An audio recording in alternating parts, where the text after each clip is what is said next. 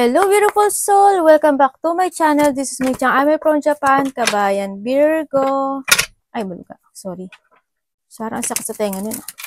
This reading is for you. Tingnan pa natin kung anong pwede natin makita when it comes to your money this November. At iba pa mga dapat mong malaman. This November 2024. Maraming salamat po na sa mga subscriber, new subscriber, cross-watcher, at sa mga bago pasok nyo. Welcome na welcome sa bahay ni Ate Aimee. Nilagay ko na yan kasi ang dami nating card na. Ang dami nating card na i-explain ko. Kaya kinuha ko na yan. No? Para dito na lang ako magpo-focus. Ayun nga. So maraming salamat sa inyo, mga bagong subscriber, new subscriber, subscriber, cross-watcher, at sa mga bagong pasok dyan, welcome na welcome kayo sa bahay ni Ate Aimee. Salamat din sa mga nagpa-personal reading. Kung gusto nyo ng personal reading at energy nyo lang talaga, ang gusto nyo makuha natin, all the details is nasa baba ng video na ito. This is a general reading, Kabayan Virgo. Kunin mo lang sa'yo at itapon na hindi sa'yo. Tandaan mo, ang dami yung energy sa mundong ito, kaya hindi ito basta-basta magre-resonate. Ikaw or person mo to, ha? Ay, ano ba yun? Ano yun? Ano? Nadus-dos? Okay. We have the ant. O, kung gusto mo daw talaga na ma-achieve yung mga gusto mong ma-achieve in your life, or gusto mo mag-success, you need talaga na i-hard work yung isang bagay, no, Virgo, no? Yan, may mga dapat ka talagang gawin. Kailangan you have an advantage na thinking, no, for the future, ganyan. I-hard work mo yun kung ano yung mga gusto mong gawing mag-give effort ka sa mga bagay na gusto mong ma-achieve in life, kumbaga. Mga gusto mong mag-success. Lalo na when it comes to a foundation, di ba? Kung ano man foundation niya, relationship, kaibigan, trabaho, work, pera, no? Sarili also, no? Kasi this is yun, no? Maaring kasi when it comes to tower kasi is parang ang taas niya, di ba? Siguro iba sa inyo, yan, may mga matataas ikaw or there's a person here na mataas yung ego, ganyan. May mga matitigas ang ulo, yan. Kumbaga there's a solid foundation na magsasucess siya talaga if you will give your effort, no? Kung ano man yan part sa buhay mo. If you have the candle, you will show the way. Ipapakita naman sa'yo daw ni universe, no? Yung tamang daan para sa'yo, no? Maybe with comes your intuition, ganyan. Ipapakita niya sa'yo at sasabihin niya sa'yo yung path na para gawin. Kumbaga, the lightning. Yan. Either sa panaginip mo, ganyan. And we have the valley, di ba? Ito yung sinasabi na yung kailangan dito talaga ng personal strength and peace of mind, syempre. Kasi kung titingnan mo to si ano, di ba? Para ma-assure mo mag-success. Parang may mga pinagdadaanan talaga dito, Virgo, no? So, nakita ka dito. Kasi kung titingnan mo dito sa valley, di ba? Ibig sabihin, ito yung mga puno. Tapos ito yung mountain. Sabihin, there's a problem, there's a blockage. Ako nakikita, either there is a red flag, no? O, either sa'yo or in your situation ngayon, sa pera, sa family, yan, sa mga tower mo, ganyan, mga idea, no? O either to your health also, no? Yan. Kung saan man parte ng buhay mo to, siguro, you need to give effort, lalangan talaga dito na focus and control, no? And syempre, tibay lakas ang loob, katapangan ang needed, ano, dito. Para totally mag-success ka dito. Kung talagang kailangan mo, kung gusto mo talagang ma-achieve yung isang bagay in your life, no? And with the hammock, yeah, taking vacation physically or mentally.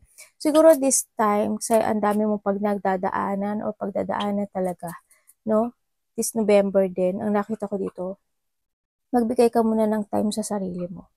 No? Kumbaga, we have the diamond kasi, no? You will be receiving or giving a precious gift. Yan. Yung iba sa inyo is makaka-receive kayo ng mga gift, ganyan, ng mga tulong, or gift, or you are receiving a valuable things, ganyan. This November, no? So, nakita ko dito. It's a very good naman to. Kasi it's a diamond. Maaring ito is alahas, ganyan. Mga valuable things na magugustuhan mo. No, gift man yan, flowers man yan. Yan. Kung ano man to, basta ano siya, precious gift na ikakasiya mo siya. No? Kasi di sa flower. Ganyan. Either ito is, hindi man siya gift, is may tao dito na aalagaan ka, papahalagahan ka, ganyan. Or ikaw, no? Yun becomes dito sa hammock. No? Yun sa hammock nga.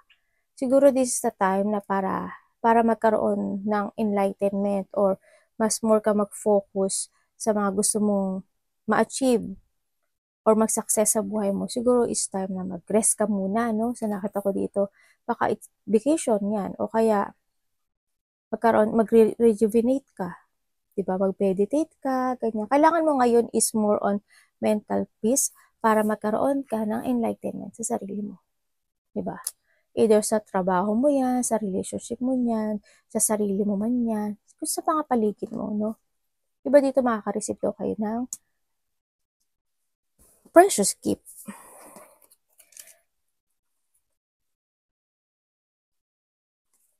And then, nakikita ko rin sa'yo, Virgo. Dito ko siya gusto ilagay. Bakit? Magkaiba ba yun, ate? Hindi lang. Feeling ko lang. Feel ko lang yun, no? Okay. Ang nakita ko sa'yo dito is, ingat kayo, no? Sa nakikita ko. Kasi, yung iba sa inyo, siguro magkakaroon kayo ng mga skin condition, no? Either magkaka-rashes kayo, magdadry yung skin nyo, mababurn yan, ganyan. No, nakita ko dito. Kung ano man yun na maano, basta may mga skin condition ako nakikita sa iba sa inyo or malapit sa puso mo, sa nakita ko dito. Ingat-ingat din kayo. Ito rin yung time na, na this is the time na parang maiintindihan mo yung different ng situation mo noon or ngayon, ganyan. Or sa iba naman sa inyo is yung different ng sitwasyon mo sa trabaho mo, sa relasyon mo, sa kaibigan. Siguro mga ganun. Parang may mga maiintindihan ka daw ngayon eh. Yan, may mga maiintindihan kang mga bagay-bagay with sa sarili mo. Siguro yung if magiging wiser ka lang daw sa isang bagay kasi it's more on problem ako nakikita dito. Kung magiging more wiser ka ngayon is magtatagumpay ka. The more na magiging wiser ka, the more na mag-a-achieve or magsasucess yung mga gusto mong ma-achieve sa buhay mo. Yan sinasabi dito. And then yun nga, ang nakikita ko rin is may mga time ako na nakikita dito na parang pag-iisipan mo yung mga bagay na how to transform yung sarili mo or the relationship, no, o yung sa paligid mo. Halimbawa, sa sarili mo, paano ko ba ma-achieve yung isang bagay ganyan? Mag-iisip-isip ka daw nun. No, kumbaga, also this is a mountain, di ba? Sabi ko sa'yo, there's a mountain, di ba? Kumbaga, paano ko ba mailalakpasan yung mga blockage na nasa harapan ko? Paano ko kailangan mag-transform para ma-solusyonan or ma-achieve yung bagay na pinagdadaanan ko sa ngayon? Yan din yung mga pag-iisip mo ngayon, this time, no, this November, yun. Kung basta maging wiser ka lang. When it comes din sa relationship, kasi sa nakita ko dito, iba dito in a toxic relationship, ano, either to your partner, work, or sa friend man yan, sa nakita ko dito, no? Kasi also di sa blackheads na nakikita ko dito. And then, isa sa inyo, ikaw, or partner mo, no? Magulang mo kayo, basta sa tingin ko, iba dito is a partner, no? Partner mo is maybe ikaw or partner ha, nagsasuffer sa isang pagkakaroon ng emotional abuse. Parang ganun. Either yun ba, partner mo, nagkakaroon siya ng emotional abuse with sa kanyang trabaho. O kaya nagkakaroon siya ng, ikaw nagkakaroon ka ng emotional abuse with sa biyanan mo, o sa anak mo, sa kapatid mo, sa kaibigan mo. Yan, magkakaroon ng emotional abuse. Ako nakikita dito. Iba dito is like yung mga mga lack of confidence, ganyan, no? Yung mga nahihirapan na kontrolin yung emotions nila. Yan, may mga either ikaw or yung partner mo ang nakikita ko dito eh. O kaya may mga behavior na very demanding, may mga aggressive, ganyan. May mga kilos na di maayos sa edad din sa iba dito. Halimbawa, yung edad mo ay nasa 50 na or nasa 60, halimbawa lang. Oh. Pero, kung umarte ka or umasta ka, napaka-immature mo, ganyan. Parang siya, hindi naaayon sa edad. Ganyan. O kaya yung iba feeling young, siguro kung may third party dito, ganyan, feeling student. Yung mga ganun. Kumbaga, hindi akma dun sa edad ng isang tao. Yung ikaw or yung partner mo, ganyan. Hindi akma dun sa edad na ipinapakita niya sa'yo. Di ba pagka 50 or 60, di ba, kung tutuusin is more siyang magiging, it's more on maturity, di ba? Kumbaga ganun ang nakikita ko dito no, sa iba sa inyo. Yung iba dito daw is yung someone is hiding feelings or magkakaroon ng ng tahimik. Kumbaga, minsan siguro mapag-iisip, ganyan, want to be alone, ayaw makipag-usap, ganyan ang nakikita ko dito. Siguro hindi yung reflection with comes sa sarili din, sa nakita ko sa iba, no? And then, mag-ingat din kayo kasi marami sa inyong mga Virgo na maaari magkakaroon kayo ng mga problema with comes sa mata mo, sa vision mo, sa bone mo, ganyan. And balancing also, no? Kailangan dito ng balancing din ang nakikita ko dito kasi sa tingin ko may mga problema kayo sa mga buto-buto, ikaw or vice versa, no? Yan, may mga buto-buto, mga mananakit, may mga mananakit sa inyo, kumbaga, no? Ang nakita ko dito. Yung lalo na yung vision nyo, ha? Yan, o, ingat-ingat din kayo, baka medyo, isa kasi yun sa, di ba, pag lumalabo yung mata rin natin, di ba? Minsan masakit yung ulo natin, di ba? Nagkakaroon ng reflect dun sa tumatama siya sa ulo, no? And then, meron daw kayo mga may experience na day-to-day, mga experiencing a small day-to-day na mga part na mga misunderstanding or agreement, ako nakikita dito, either to your partner, sa anak mo, sa kasamahan mo sa trabaho, mga ganun. Magkakaroon daw ng mga ganun, no? And yung mga walang love sa ngayon at single, no? Or ano ba yun? Baho? Ano ba ano ba yun? Ano yung, nawala yung asawa, ganyan, wala ng asawa. Mga basta-basta, mga ganun. Yung mga walang partner at nawala ng partner, mag-wait lang daw kayo ng a little longer. Huwag daw kayo magmadali this time kasi hindi daw yung minamadali. Kumbaga, the more na mag-wait ka, the more na yung ma-release mo is worth it. No, ibig sabihin, it's a perfect partner ang ma-release nyo. Yun. Also, for this time kasi, Virgo, when it comes to your success and achievement, ang nakita ko dito, lalo na kung ito is related to your relationship or sa kaperahan, ganyan, or sa ibang bagay, no? The communication is the key para sa'yo, no? This November. Kasi iba sa inyo mas nagiging tahimik, di ba?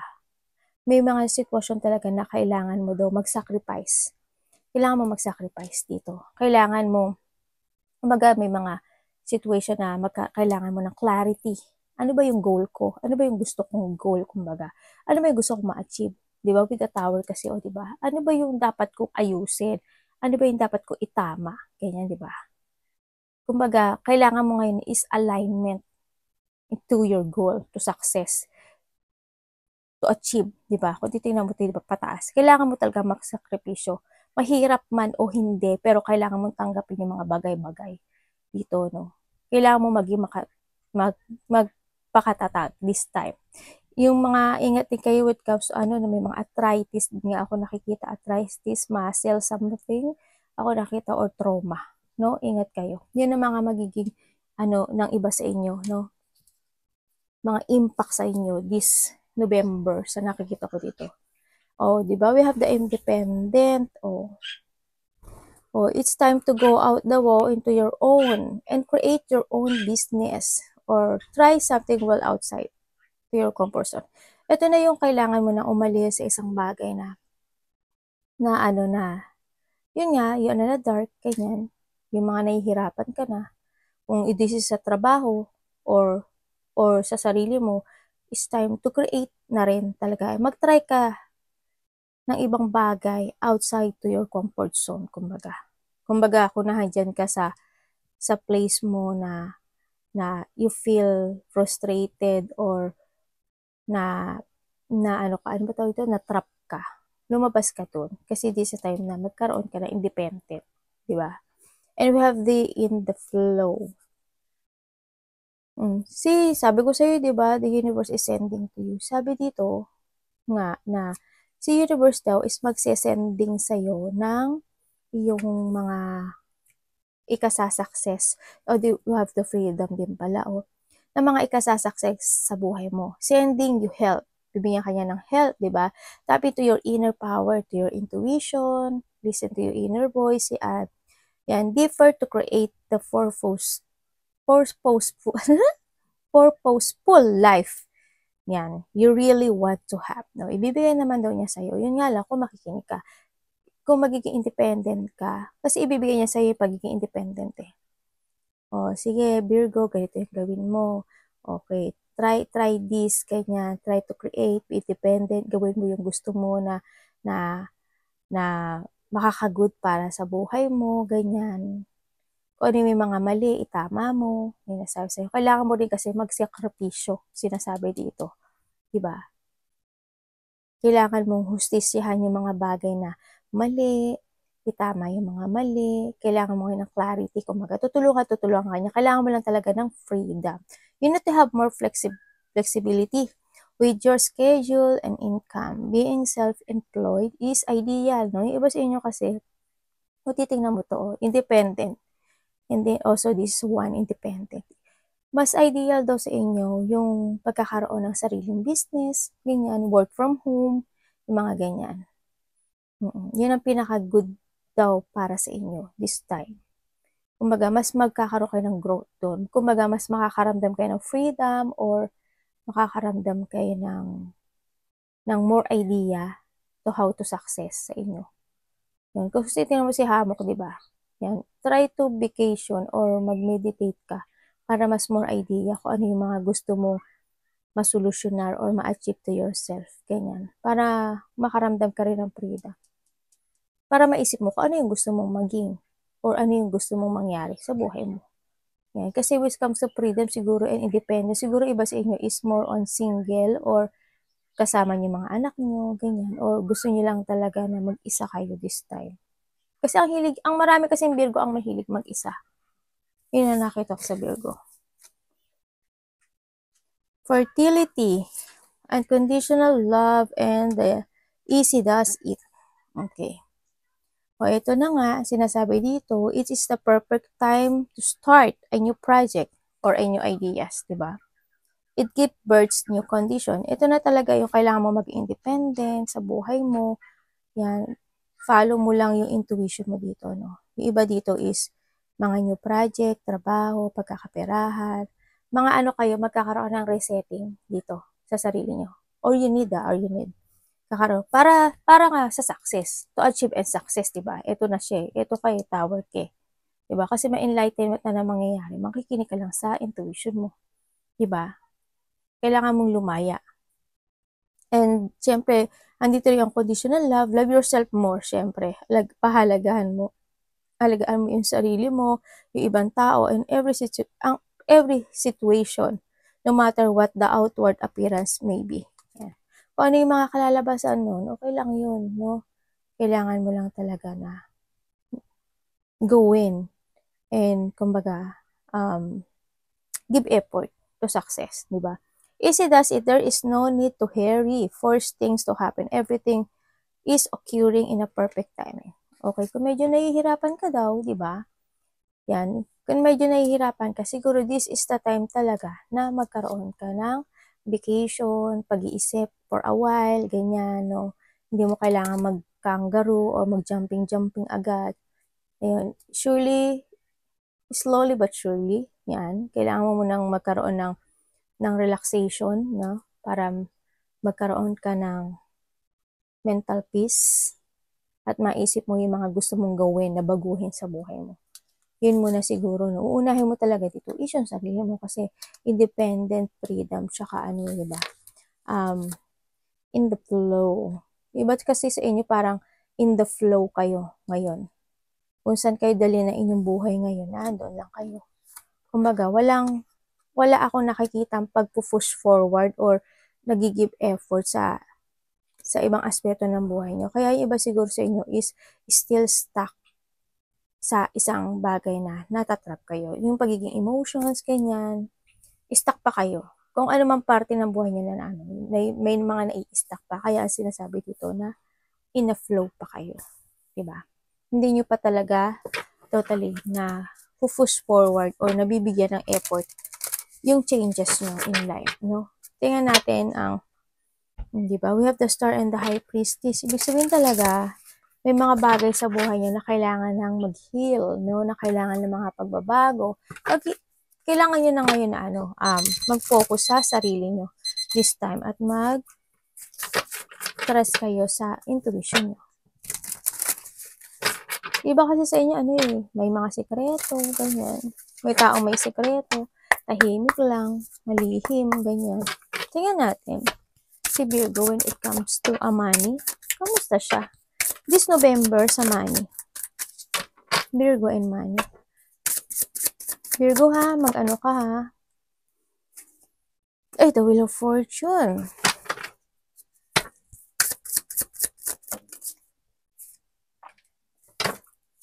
We have the Sun, no? O, diba? We have the Sun, ibig sabihin, we have the enlightenment talaga, no? Meron tayong candle, no? Ibig sabihin, meron talaga siya.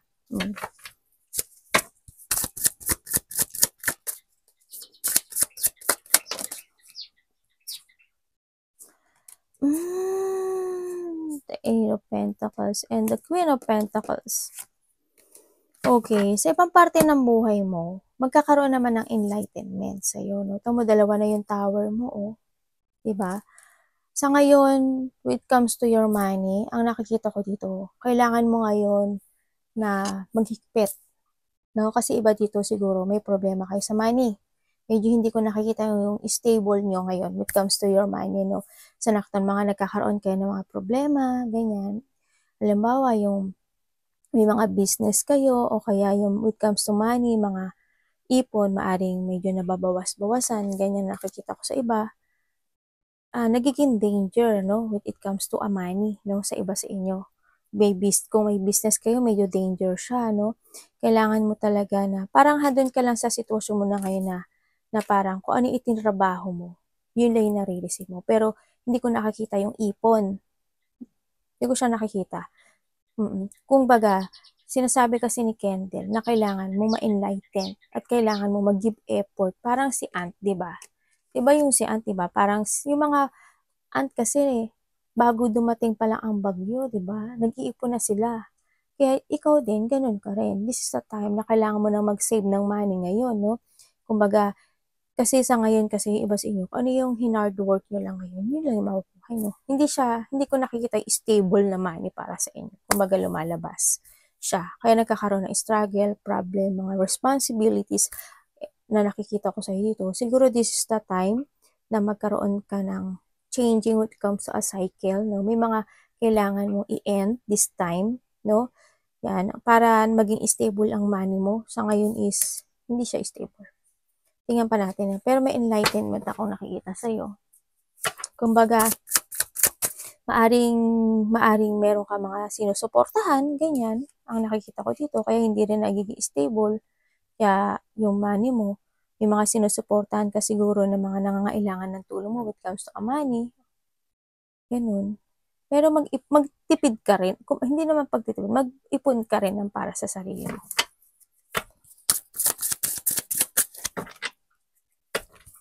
Tingnan natin.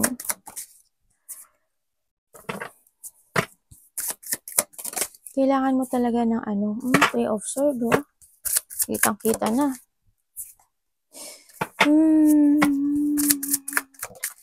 Nalalak of achievement ka talaga. Promise. Nalalak of achievement ka. Sa ngayon. Kasi hindi ko nakikita yung ang mo kasi ngayon is parang ups and down. Ganun. Yung pera mo, parang minsan meron ka, minsan masaya ka, minsan wala, no? Minsan nade-depress ka kasi biglang nawawala, ganun nakikita ko sa dito. Parang nangyayari sa iyo, mga lang, more on maliliit na achievement ang nakukuha mo. Ganun na nakikita ko sa iyo. Kumbaga, andun siya sa lumalabas siya. Hindi siya stable yung money. Kumbaga, go to the flow ka sa ngayon. Diba, we have the devil. May mga bagay talaga na sitwasyon sa buhay mo when it comes to money rin o anumang part ng buhay mo na sitwasyon na kailangan mo talagang baguhin, na kailangan mo i-change, no? Sa nakikita ko dito.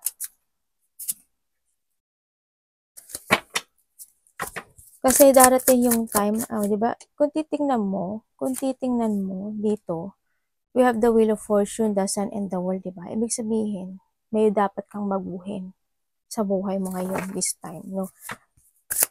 Kasi dito yung nagiging pasaway, either ikaw or there's a person na nagiging pasaway, ganyan. O kaya, nangangati yung palad ko. This is lucky. Ay, sorry ha, naano ko yung ano. Namahid lang. Yun, may mga unfinished business ako na nakita sa'yo at may mga dapat kang i-change, no? Sa'yo, yung mga addiction mo, ganyan, if you have, no? Kung ikaw is nagiging palagastos, this is the time na kailangan mo na balansihin, ganyan. Huwag kang magpa-stop kasi it's more on dissatisfaction na nakikita ko sa'yo ngayon, no? Kumbaga, yung mga, wala akong nakikitang ipon talaga, wala. Kailangan mo makipag-cooperate sa sarili mo rin, no?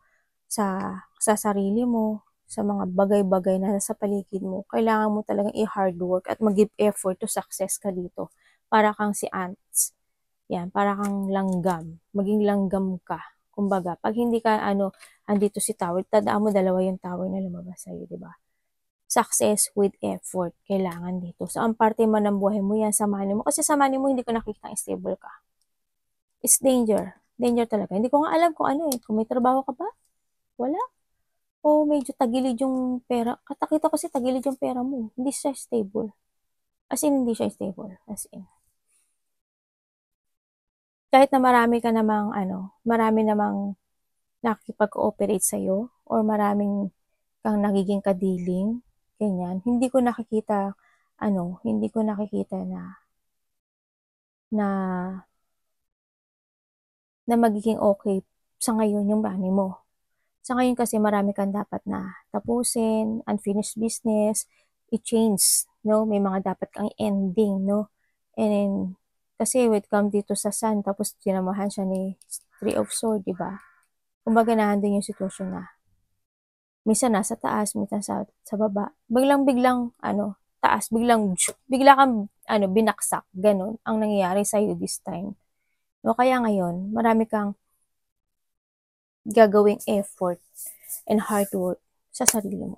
Sa relationship man yan, sa money man yan. When it comes sa money, hindi ko nakikita stable siya. More give effort and hard work. Para magkaroon ka ng stable when it comes to your money. Kumbaga, mag-change ka ng mga decision mo sa buhay, kailangan mo ng transformation, kailangan mo magkaroon ng self-evaluation, kumbaga. Ngayon, this is the time na rin maging aware ka na, no? Kung ito is palabas-labas, siguro mag-ikpit ka na muna ng konti when it comes to money. Mag-save ka ng money this time. Sa nakita ko to, kumbaga, you need to learn from the past din. Kung may mga bagay, isipin mo rin, ano ba yung, bakit ba mali? Bakit ba lahat ng pera ko lumalabas? Minsan meron naman, minsan biglang lumalabas. At isipin mo yung, bakit nangyayari yun? Anong dapat kong baguhin? Anong dapat kong i-reset sa sarili ko? Ganun. No? Pag-isipan mo maigi. Para magkaroon ng, kumbaga, balance talaga. Balance ang kailangan dito, balance. Para ma-achieve mo yung mga gusto mo ma-achieve in life. Focus ka rin sa sarili mo, ha? May taong immature. May taong parang, hindi ko alam kung nagdududa ka or pag may taong nagdududa ako nakikita eh. Parang dududa, nag-aalangan, ganyan. Ang nakikita ko dito. Nag-aalangan kausapin. May taong naghihintay para kausapin. May taong gustong kumausap actually. Ikaw or siya, parang gusto kang kausapin. Yun ang nakita ko dito. Kaso hindi yung pag-aalangan.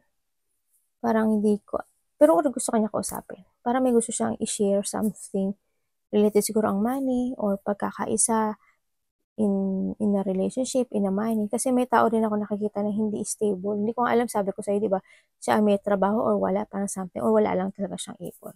Or maaaring ikaw rin to, Virgo, no? Sa nakita ko. Kasi mayroong mga burden ako nakikita dito eh. Try effort, mag-give effort tayo para magkaroon tayo ng changes in life this November para sa December maging okay ang takbo ng buhay natin. No? Arigatou namaste, God bless.